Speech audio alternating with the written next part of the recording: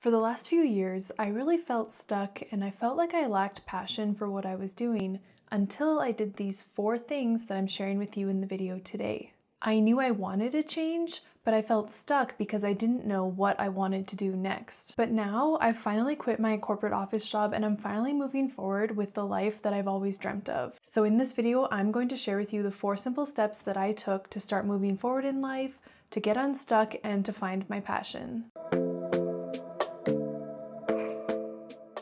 Hey there, I'm Alex. I'm a former 9-to-5er turned life coach, and I'm here to help you get on your path to purpose and leave your 9-to-5. So this video is broken down into 3 parts. In the first part, we'll talk about why you may be stuck. In the second part, I'm going to share with you my experience of being stuck. And then in the third part, I'm going to talk about the framework and the steps that I took to get unstuck. So let's quickly talk about a couple reasons why you may be stuck right now. So the first reason could be that you're not really trying to grow right now. You don't have a vision for where you want to go, and you've kind of just been coasting along up until this point and riding the conveyor belt of life. And if this sounds like you, make sure to check out the video I created up here on setting a vision for your life. The second reason why you could be feeling stuck in life could be because you're stuck in analysis paralysis. So you know you want to change, you feel ready to change, but you're still not able to make that change happen. So for whatever reason, you're just not letting yourself move forward. So this could look like fear of the judgment of others or fear of what could happen, wanting to make sure that everything will work out and be sure about things, or it could be wanting things to be perfect. So for me, I started out completely unaware, and like I talked about in my vision video, I didn't really have a vision for my life and I was just sort of coasting along. And so I reached a point in my life where I realized that I was ready to make a change and I started exploring my options, but I really had no clue what I wanted to do next. And so I just started exploring a lot of different options.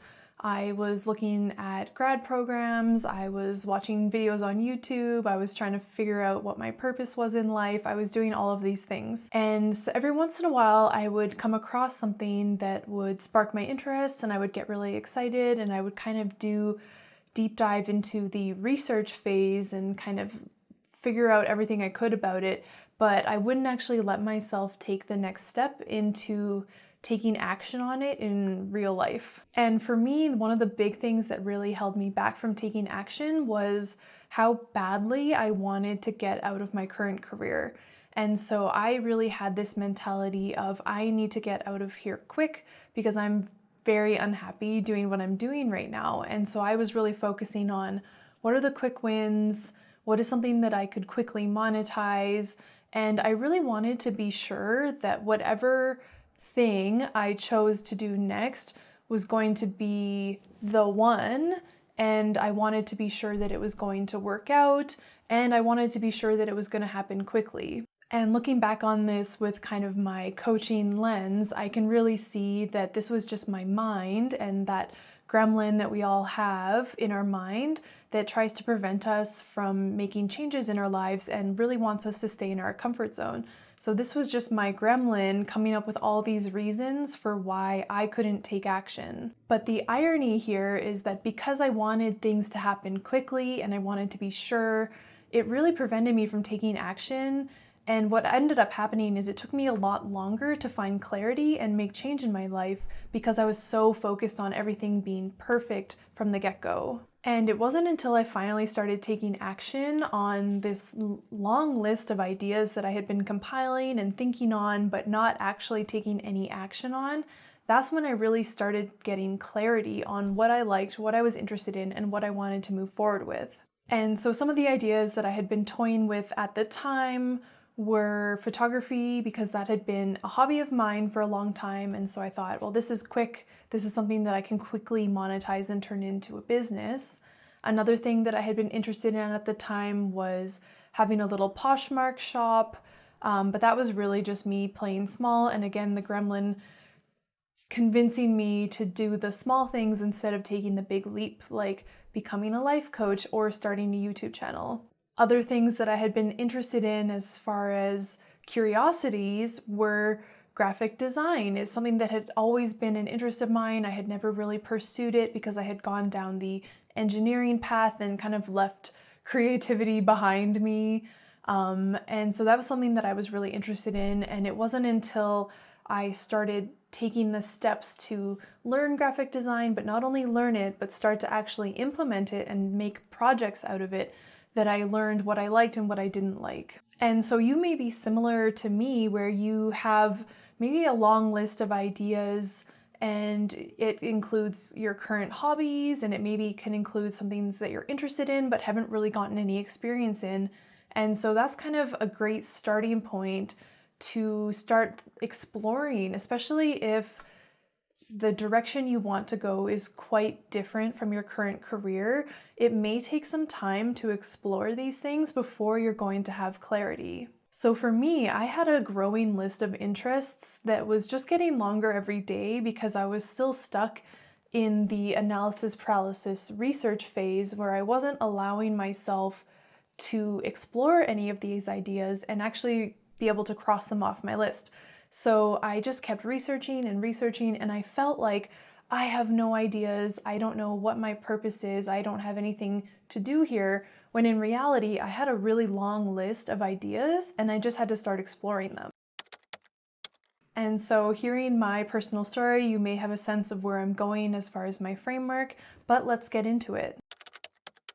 Step 1 is to start exposing yourself to new ideas and get really curious. If you're in the same old habits every day and you have the same routine going on and you're not passionate about that, and you don't have something in your life that you're already passionate about, then you need to change your routine. You need to shake things up. You need to expose yourself to new people, new ideas, so that you can start to see what's going to spark an interest in you, what's going to excite you, what's going to light something up inside of you, and you're going to think to yourself, I really want to learn more about that and I want to pursue that.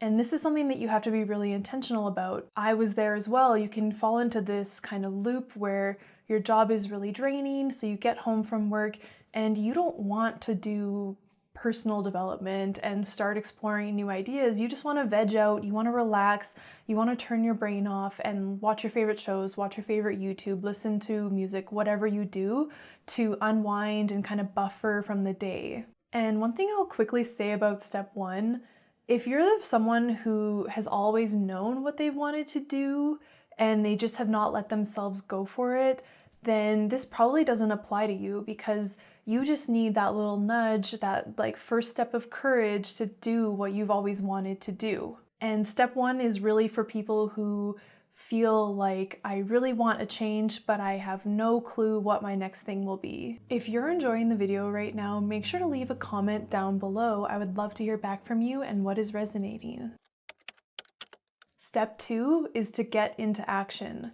So like I talked about in my story, you don't want to get stuck in this analysis paralysis loop where you find a new idea, research it to death, get excited, never take action on it, it kind of fizzles out, and then you go on to the next idea and you feel like you never have anything worth working on. So hopefully after you did step 1, you've started to develop a list of things that you may be interested in. And so this list can include hobbies that you already have.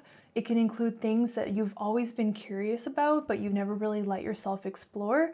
And it can include the new things that you found during your research phase. And so it's up to you to look inside and really decide, what am I most interested in and most excited by right now? And whatever that is on your list, that's the first thing you want to start taking action on. And a big thing to keep in mind here is to not worry about how it will work out right now. It's just about getting curious and starting to take action on these new things. You don't need to see how the road will unfold or how this could ever become a career. Those are not helpful thoughts at this stage. And one thing I really like to recommend based on my own experience is to take action quickly and to take action as cheaply as possible. Especially if you're like me and you have quite a long list of things that you're interested in, you don't want to be spending a ton of money to dive into each one, and there's a lot of free resources online to get you going without having to invest a lot. So if you have a hobby that you may be interested in turning into a business, that's great because you can quickly get started on that. You probably already know enough to start offering that as a service to your friends and family or whoever is in your circle. And if you're someone who's not going the hobby route and you want to explore something that's a completely new idea, like I was with graphic design, then my advice to you is to not get stuck in the learning phase. So you don't need to be an expert to get started. You can just consume enough to get started. And the trap here can really be thinking that you don't know enough and that you just need a little bit more information and a little bit more information before you're ready to get started. And this was a huge trap that I fell into. I just never felt ready to start offering my services. But again, I think that was my gremlin holding me back from actually putting myself out there and offering this service to people. And the last thing I'll say on this is to not get caught up in trying to find the one idea right now, because you're really just getting to know yourself again. Like I said earlier, for me, life coaching, YouTube, everything that I explored, photography, graphic design, is all quite a far reach from engineering.